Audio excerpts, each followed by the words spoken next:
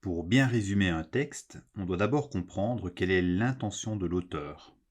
Raconter une histoire, informer le lecteur, convaincre un spectateur. Habituellement, on considère qu'il y a au moins 6 types de documents, et donc 6 intentions.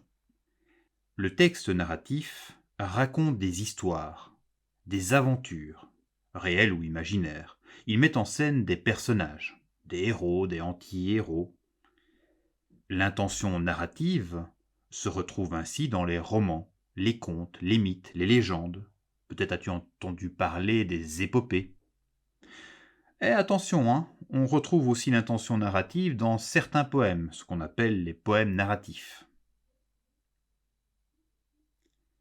Le texte informatif cherche à décrire ou expliquer quelque chose au moyen de faits, d'informations, d'informations objectives.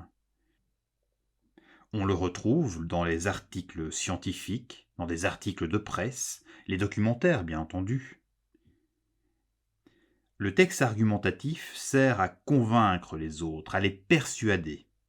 L'intention argumentative est partout. On la retrouve dans les publicités, tu t'en doutes, les affiches politiques, les affiches de propagande.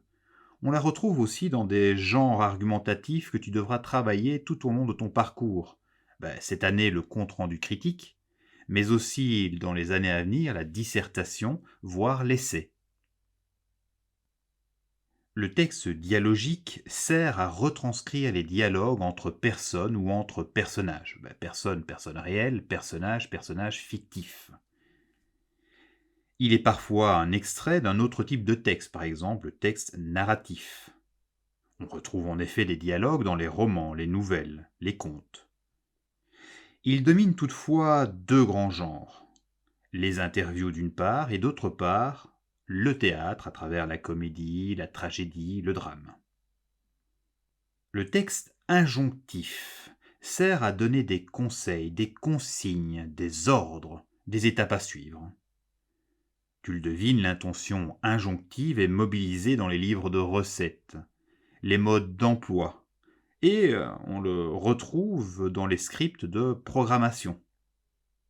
Le texte poétique qui porte mal son nom, selon moi, il devrait peut-être s'appeler le texte à tendance formelle, eh bien ce texte permet d'exprimer ses émotions, ses sentiments, en mettant l'accent sur le travail de la langue. Et c'est pourquoi moi je parle plutôt de texte formel.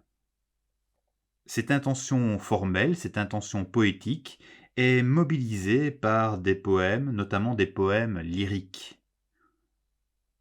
Cette intention se retrouve aussi dans les chansons, des animations, certains films.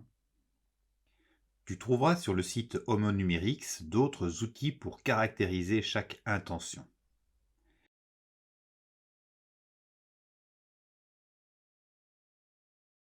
Ce qui est vraiment important, c'est de noter qu'un document vise souvent plusieurs intentions.